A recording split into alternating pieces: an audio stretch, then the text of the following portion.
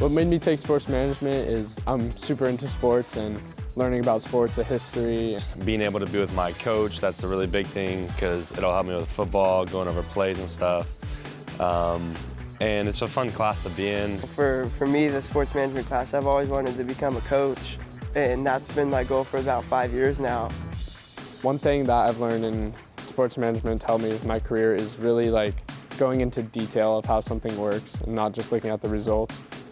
Seeing the history, why that worked, or why this one didn't work, Sports management, I do believe, can help me in the long run because we're also learning about nutrition, and nutrition's huge in sports themselves. My favorite part is when once a week or every other week we get a guest speaker about sports journalism, or we've had ex-NFL players, ex-NBA players, sports journalism stuff. I would recommend sports management to other students for sure.